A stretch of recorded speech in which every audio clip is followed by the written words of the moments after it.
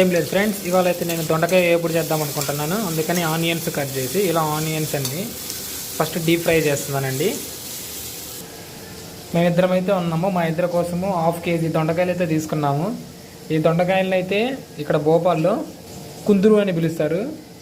ఈ కుందురు ఇక్కడ 1/2 kg 40 rupees అన్నమాట.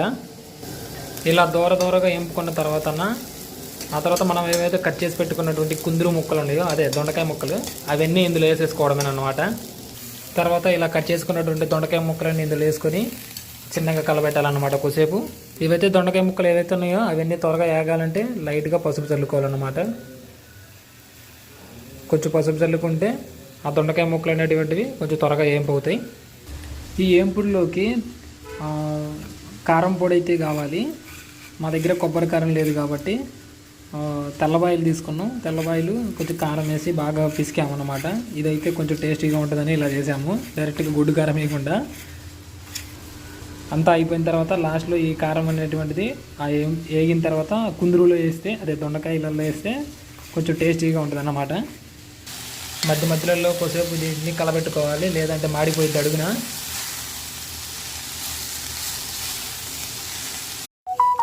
ఇలా అయితే దూరగా వేగిన తర్వాత మనం ఇది కొంచెం కారము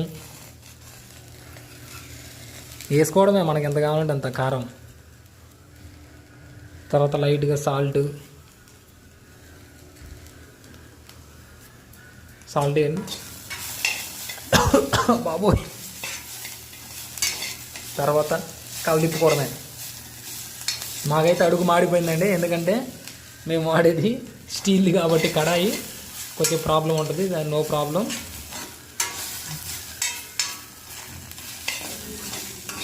ఇలా ఉప్పు కారం వేసిన తర్వాత కొంచెం సేపు ఉంచుకుంటే కర్రీ రెడీ అయిపోద్ది. ఫైనల్లీ అవుట్పుట్ ఇదన్నమాట, దొండకాయ fry. Yes, this is the దొండకాయ ఫ్రై. నచ్చిందా? ఎలా చేశానో చూశారు కదా.